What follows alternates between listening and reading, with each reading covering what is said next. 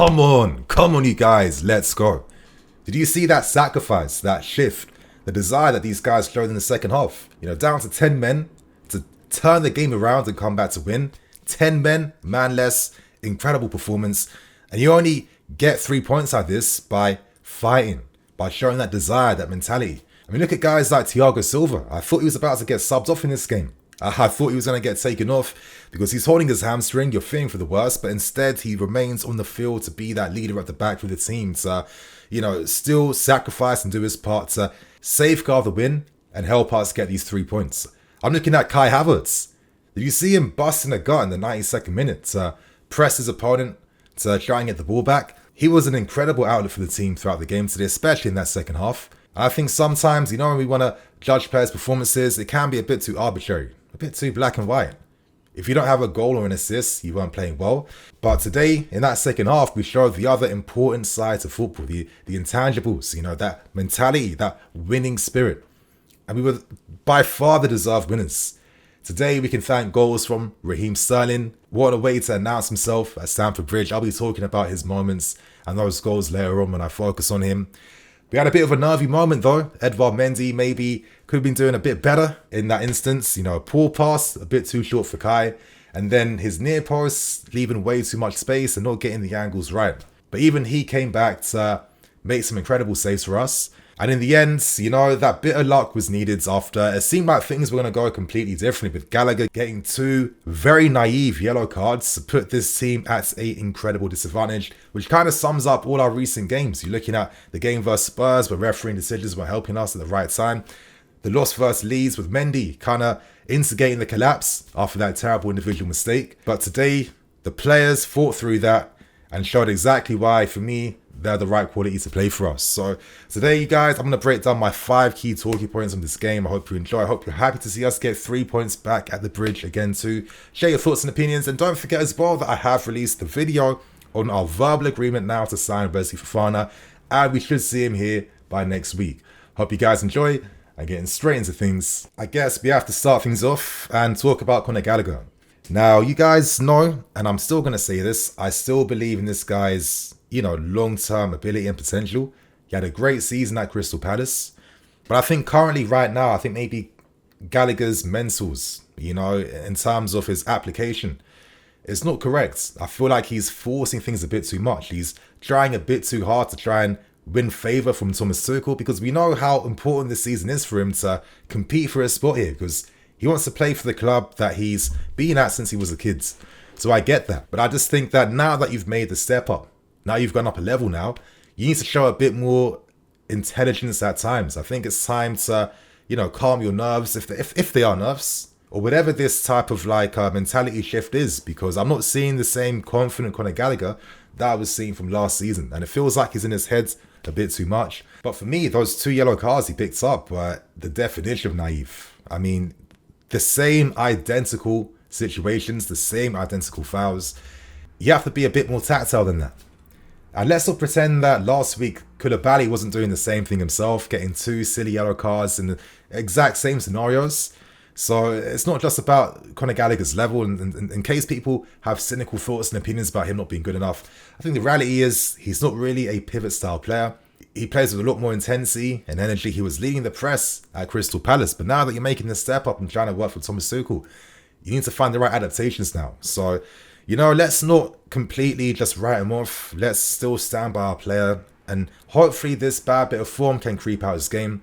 Because before that, he was looking a bit more promising in this game. So come on, Gallagher, man.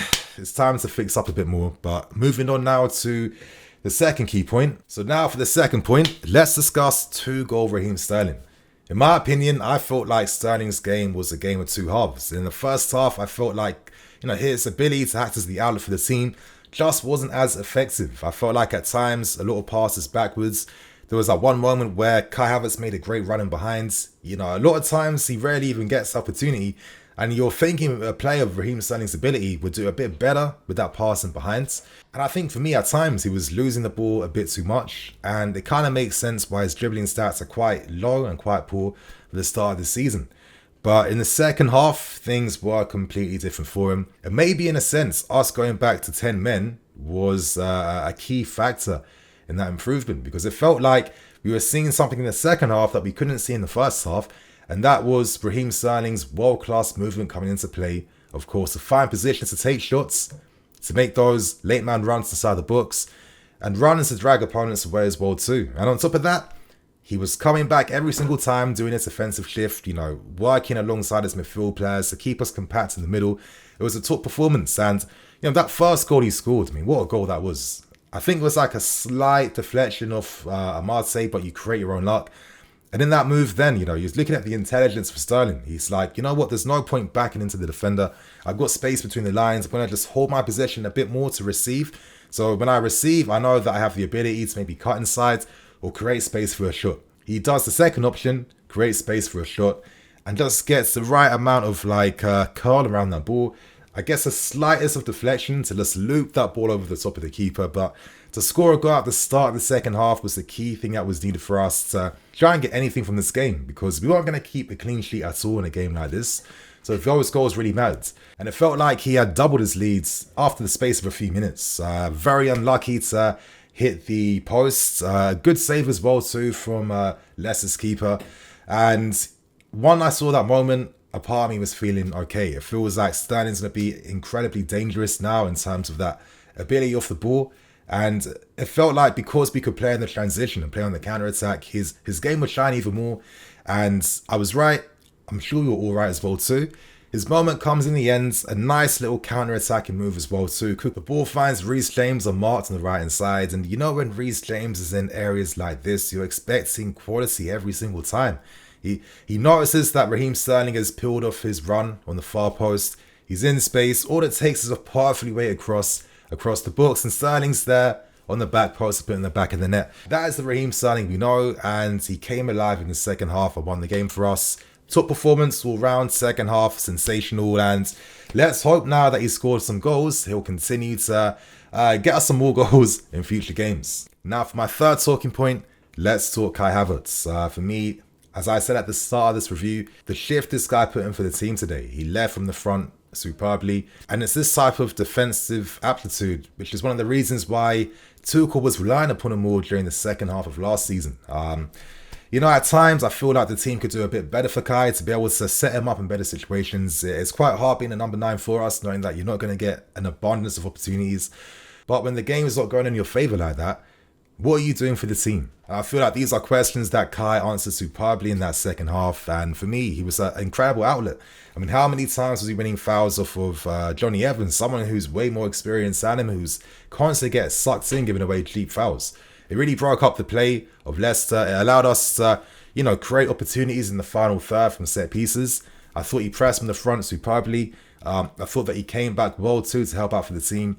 And, he was just an outlet for all the moves we made. Even for that first goal, it was like a line-breaking pass to find Kai, who held the ball up superbly. And, of course, played the pass backwards to instigate and kickstart that move. And I thought it was a very mature performance from him. And he kind of made Johnny Evans look like a kid at times. And for me, it looked like he's got physically stronger. I'm seeing guys bounce it off him a lot more. So he did his part for the team. Let's hope the team can do their part for him by creating some scoring opportunities for Kai, because he doesn't get enough.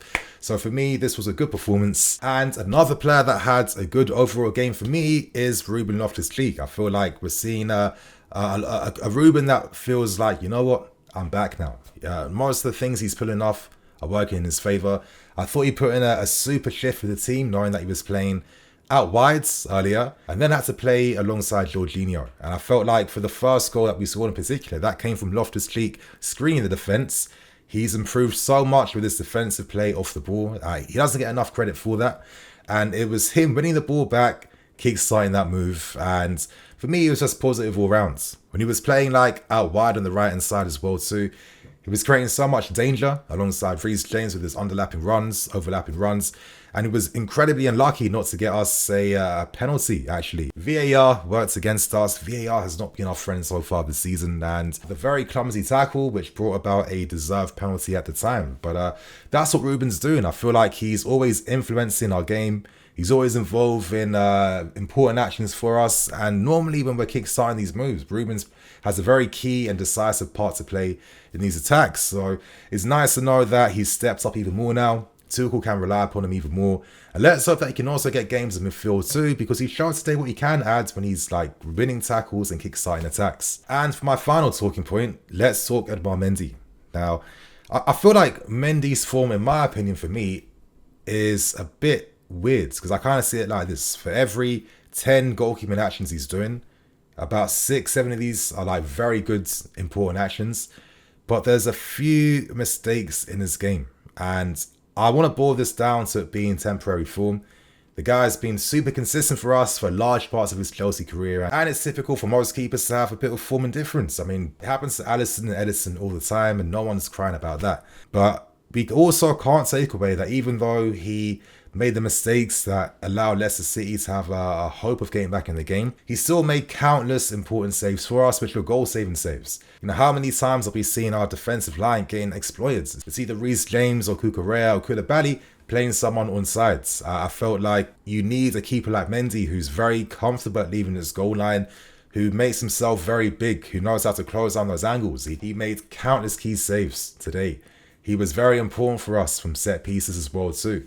I know he made a mistake, it wasn't good, but I can't take away the other important decisive actions from Mendy that really were important for us to win this game, because there was a few times we were getting exposed at the back from sloppy pieces of play, either from a tired Jorginho or Trevor Chalobah making a small mistake.